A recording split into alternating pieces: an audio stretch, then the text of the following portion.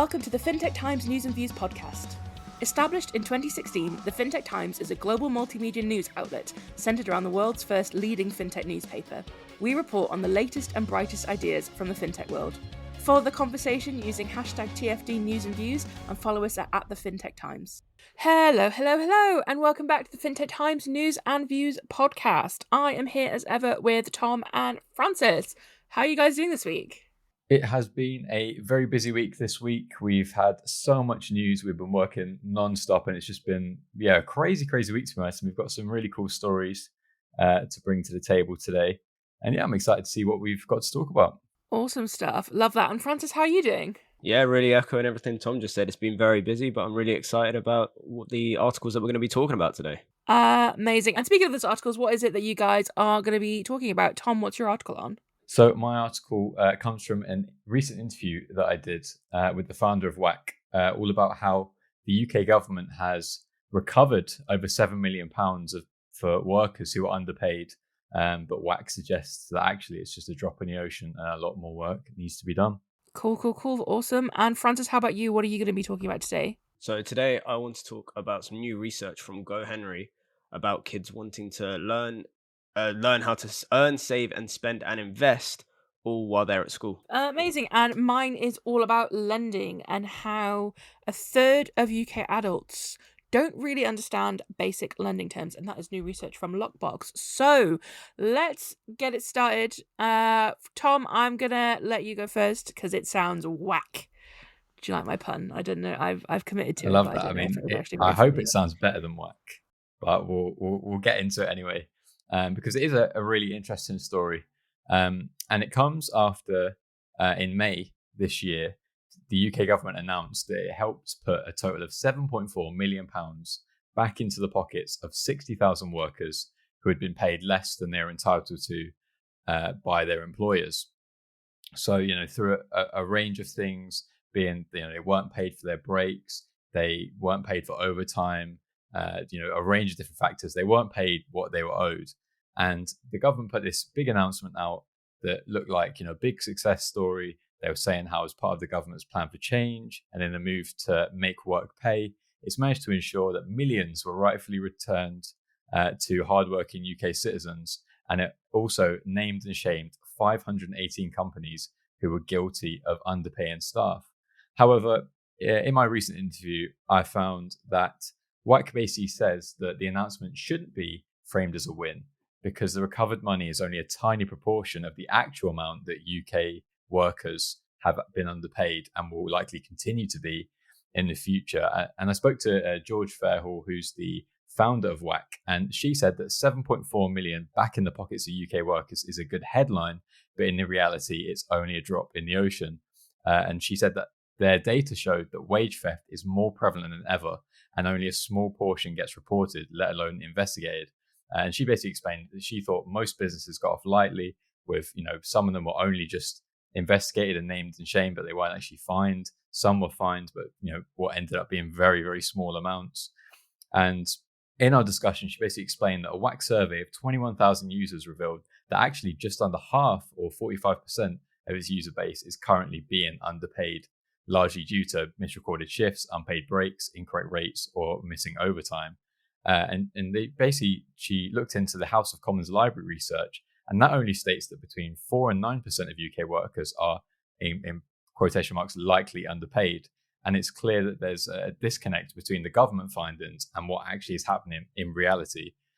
And the reason I wanted to bring this story to the table today is because I thought it's such a widespread consumer issue. I'm sure both of you have dealt with similar kind of issues in the past. I know that when I used to work in the hospitality industry, I was definitely underpaid a few times where I worked extra at the end of my end of my shift, and wasn't paid what I was owed. And I think it's such a huge thing. And basically WAC's whole aim here is to try and increase knowledge of, this issue and tell people they actually can report when they're underpaid, and try and get support. And basically what WAC is, it's an app that helps people track their hours. And it also has location tracking in the app, and it creates a report to basically say, here's proof that I was working in these hours, I was on site at these hours, and help them get their money back more easily. And really, I just wanted to get your guys' take on this issue, and what do you think could be done to kind of reduce this? Because she says there could be tens of millions, if not hundreds of millions, actually owed back to people in the last few years at least. And I think there's a real issue there that people are really out of pocket because of this issue, and I think there's so much that needs to be done. So I just wanted to get your guys' take on, have you had personal experience with this kind of issue, and what do you think of WAC's kind of initiative? Polly, I'll come to you first. Yeah, I think what WAC is doing is so important, and I think I kind of agree with what George Fehel was saying. Like £7.4 million sounds really good. Like she says, it makes a really good headline. But the fact that wage theft is such a prevalent issue, I think is actually quite not surprising, but I think that is kind of the word I want to use, because you don't really hear a lot about things like this unless it's something that's maybe happened to you or someone Like the thought of how prevalent wage theft is actually quite shocking, and I think it's really quite it's quite disturbing really how often this happens to people, especially hardworking people just wanting to get paid and get everything sorted. So I think this is really interesting, and I guess it's really important that we hold businesses accountable, and also to like they said, raise awareness of the issue, because like I said, I think it's something that you don't necessarily hear a lot about. And I think I like the points that WAC have made in terms of how to address the issue, having the awareness campaigns, working with different experts to provide support, and shorten the time to investigate wage complaints and things like that. And I guess this is just in this day and age, it's just really surprising that's something that we still have to deal with. And I guess that especially with the vast way we have fintech right now, that there's a fintech for everything, you'd think there'd be almost some way to like solve this problem via a fintech solution. Like fintech could do everything else. Why haven't we solved this? So yeah, I think it's really worrying and really upsetting that this is still an issue. It's great that WAC is coming in to try and push, and it's great that the government obviously are already on it in some way, but yeah, obviously more needs to be done, and people shouldn't be having wage theft in 2025. Let's all be honest with ourselves. Yeah, exactly. And I think it's such a widespread issue, and I think one of the things that really struck me is, if you look at the government announcement from May, they listed all the companies that were guilty of this, and how much they had underpaid their workers by, and how many workers they'd actually underpaid. And you see some really recognizable names, big brands. It's not just small companies that are doing this. Some of the largest brands in the UK are doing this as well. The likes of Pizza Express, failed to pay £760,000 to 8,470 workers. You've got Lidl, who failed to pay £286,000, or just over that, to a little over 3,000 workers. I think it just goes to show that even the biggest brands are guilty of this, and it's not just a case of there's some smaller companies that are doing this under the radar. It's big companies of all sizes that are guilty of this, and then right towards the end of the list, you've got some that have underpaid workers by in the hundreds of pounds. But I want to come to you, Francis, and get your take on what you think of this news and what your reaction to it is. Yeah, I mean, it's very disturbing, as sort of you guys both said, in that despite it being a good headline in quotation marks, it kind of is just a tiny fraction of what needs to be done. And I think what I found most interesting from the article really is the sort of recommendations that WAC are sort of suggesting, in that there needs to be a shorter time to investigate wage complaints, funding awareness campaigns so workers know their rights, and working with experts like WAC to provide users with more support and tools to keep track of their work. But for me, I think it's the second one really that really stood out, and that workers need to have more awareness on their rights and what they can actually do, and especially against big companies. I mean, it's the same against small companies, but I mean, especially against the big ones, where you think their legal teams are going to be really strong. They can really fund a lot of money in any sort of lawsuit, and make it a little bit more of an uphill battle, really. But that, I think, if users or workers had more awareness of actually what they are entitled to do, and knowing themselves without necessarily having to go to an expert, or having just sort of a baseline idea, I think that would really encourage people to sort of come forward and hopefully help address the issue a little bit further. But yeah, no, it's definitely something I'm hoping to see remedied very quickly. And after all, I think probably, these businesses that are doing that just need to be punished further, really. I mean, there's got to be some sort of thing that disincentivizes sort of these failed payments, so yeah, hopefully more will be done to address this. No, definitely. I think one of the key points that WAC is really trying to show is, how it's also trying to support financial education, and really not only that financial aspect, but teach people their legal rights as well. And I think that kind of leads quite nicely into both of your articles regarding, just awareness and education. So, Polly, why don't we kick off with your article next? Absolutely. We all love a bit of awareness and education on this podcast. I feel like it's all we talk about sometimes, but it is important. And yeah, you're absolutely right. It does lead in really nicely to my article. So basically, Loqbox has found that in their new report called Borrowing Money in the UK, What People Get Wrong and How to Get It Right, they found that despite the average credit score in the UK being 644 on the Equifax scale, which is a score considered to be fair, a third of UK adults don't actually understand basic borrowing terms. So a lot of people use credit, and obviously credit, when used correctly, can be really helpful in order to help people, manage their finances and things like that. But Loqbox has really found that 1 in 10 Brits are invisible, and a further 1 in 10 are turning to buy now, pay later in order to be able to pay for essentials like food and fuel. It's kind of really showing the risks associated with it. So I think, Loqbox is saying that, people can feel really pushed into a corner when money is tight or their finances aren't doing what they should be doing, and they need to, access like food and fuel and things that are, deemed essentials. And so when they're kind of in that sticky spot and they don't really have any other choice, they're going towards the borrowing and the credit without necessarily thinking about the repayment aspect of it. So, and even so, according to Loqbox, confusing language, unclear terms, and hidden fees in arrangements can really leave people unsure of what they signed up to. And for some excluded from mainstream credit, they've kind of got even less options than everyone else.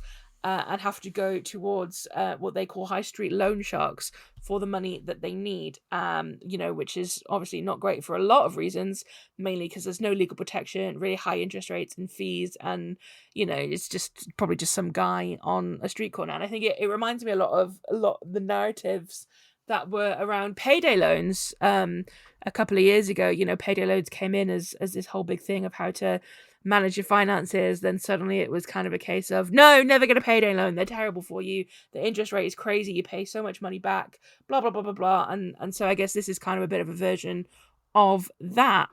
So yeah, I'd love to get your guys in on this and kind of what you think needs to be done. Obviously, I think we talk a lot about the financial education and that sort of thing, and there's been loads of different findings from the Loqbox research. But essentially, I think, Loqbox is really keen to help people in the UK better understand credit and the impact it can have on their finances. So, I'd love to know what you guys think about sort of, developing these healthier habits and what needs to be done. I mean, Francis, I'll go to you first. What's your take on this? I mean, it's nice to sort of, we always sort of say about financial education, we hope more companies will do things like this, and that it's a really good start, and that we're hoping for almost a ripple effect. And I feel like this is definitely that in motion, essentially, and I'm sure it will sort of impact other organizations to really wake up and make sure that there is awareness and education, because at the end of the day, like you were saying, that education is just so crucial. And I think that the Loqbox offering and sort of the ability to create these smart personal finance tools can really educate people and really sort of alleviate a lot of stress. And I think it's interesting that 80% of members felt better about their financial situation after using Loqbox. And almost 9 in 10 members who now track their credit scores have seen improvements. So I think it's just a really sort of financial education and financial awareness in action type of article. And to be honest, I don't think it's anything necessarily too revolutionary. It's not anything we haven't spoken about before, but it's just really nice to see it sort of working and being successful and sort of making people aware that, these are the ways that you can improve your financial situation, and these are the ways that you can avoid making it worse. And it sounds simple on paper, but I think in any situation when you become sort of desperate about, trying to get pennies together to pay bills or whatever it might be, I think that is really where these platforms come in really handy. So yeah, no, I think it's a really good article.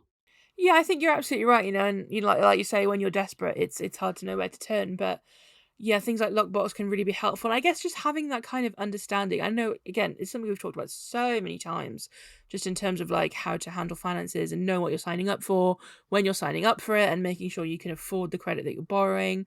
It's kind of all these things. But I guess even, when you're in that situation of you don't really have much other choice, you're kind of not thinking about that. You're just thinking, I need to get food on the table no matter what. So, you can see why people maybe are falling for not great agreements and not great solutions when they're trying to find credit. But I mean, Tom, what's your take on the whole thing? I just want to mirror what you guys have said already. I think, to sum it up, it's just the fact that financial education and awareness is always going to be king. Any way that we can, improve that education and awareness is always going to be a positive factor. And it's good to see Loqbox are really trying to take that on and improve it themselves. People's knowledge of the credit products that are available to them. So yeah, I think it's a really good bit of news, and I think it's just a similar story that we've had in the past. It's just ultimately we really want to improve education and sort of knowledge of different offerings that people have, just to ensure that people are getting the best sort of financial well-being out of it. Yeah, 100%. I think there's not really much that I can add on to what you guys have said. I think you're absolutely right. It's just one of those things that we just need to all be aware of, and I guess help where help is needed. And hopefully, as we move into this more sort of digital first world that we're creating, that's going to come with it a lot more financial knowledge and things, as and hopefully just things get better for people just in general. But I mean, why don't we move on to, Francis, your article? Yeah, thanks. So in the light of financial education, I think this ties in really nicely. So young people want to learn more about money in school, according to new research from GoHenry. It said that 84% of kids want to see financial education in the government's new national curriculum, according to a survey of over 2,000 6 to 18-year-olds. The same proportion said that financial education is equally or more important than maths, English, and science, while 9 and 10 agree it will help them in adult life and work. Meanwhile, 68% of 18-year-olds worried about leaving school without any money skills. GoHenry is renewing its call to make financial education compulsory from primary school as the government continues its review of the national curriculum, led by Professor Becky Francis. So kids would like to start honing in their money skills from a young age, with 52% of 6 to 10-year-olds saying they would like to learn about financial education in primary school. In terms of where it sits on the curriculum, 33% of 6 to 18-year-olds think financial education should be taught as part of PSHE, and this is what GoHenry is calling for in its financial education manifesto. So, of the kids who want to be taught financial education in school, the most popular money topics are how to save money with 46%, how to buy a house, 34%, also at 34% is how to earn money and build a career, and then at 31% is how to create a budget and how to use a bank account. So I just wanted to talk about these findings and see if, are you surprised at this? And to be honest, I found it quite funny, because when I was in primary school, I could never imagine if someone sort of saying, so financial education, what do you think about it? Because I don't think I would have had a clue of what to say. But the idea of somebody saying, we're going to help you save money and we're going to show you how or what the best way to buy a house is, I actually would have quite liked that. So I wanted to see what you guys think. Do you think you would have liked that sort of in PSHE in primary school as well? Polly, I'll go to you first. Yes, I would have loved that. That was kind of, I ran for head girl when I was in secondary school, and that was like my whole thing in my manifesto, was that I think we should be doing actual practical things about money and life and things like that. And I think it's funny, you're right when you say, if in primary school, if someone had said, hey, this is what a mortgage is, I'd have been like, huh? But I think it comes with that people, kids and stuff, are learning a bit more about money and the way things like that work earlier, purely just because of the fact that cash is reduced in favor of like digital methods. So I think they're kind of having to have an understanding of money and things like that in from an earlier age. So it makes sense that, you know, we're starting early, and the earlier you start, the better it is. So like, I don't see any negatives about getting these kind of things in school. And I think it would have saved me a whole lot of time and effort and money issues in my early 20s when I was still trying to figure everything out, if someone had actually sat down and really honed it in at an early age about like how to save money, how to do this, how to create a budget, blah blah blah. You know, and I think we talk about financial education so much, and there's just a lack of it in any kind of sort of school settings, let's be honest. So to bring it into schools, to make it easy for kids to understand, I see no negatives. I see no downside to that. So absolutely, I really support this entirely, and wish it was around when I was in school. 100%. And Tom, what do you think? Yeah, I agree. And at risk of, to avoid actually sounding like a broken record, all I really want to say is that, you know, this is obviously such a good call, and something we've heard since I joined the Fintech Times. It's a call for more financial education in schools. You know, has been ever present really. So I think it makes sense. Why wouldn't it be added to the national curriculum? I think it's something that there's a lot of appetite for. Kids would actually be very engaged with because they see the value in it. So yeah, I think it's a really, really good call, and something that I'm surprised hasn't had more of a push already in the past, because I think it's something that has obvious benefits and no real downsides. Amazing. Well, that does bring us to the end of our discussion today. Thank you guys so much for bringing your articles. If you want to hear anything more about anything we've said today, or anything else from the fintech world, head on over to fintechtimes.com. There's plenty more news and insights over there. But anyway, guys, thank you so much for joining me once again. It's great to have the gang all back together. And I will catch you on the next one. See you guys next week. See you then. Thanks for listening to the Fintech Times News and Views podcast. Don't miss next week's episode, and continue the conversation using #TFT News and Views, and follow us at the Fintech Times.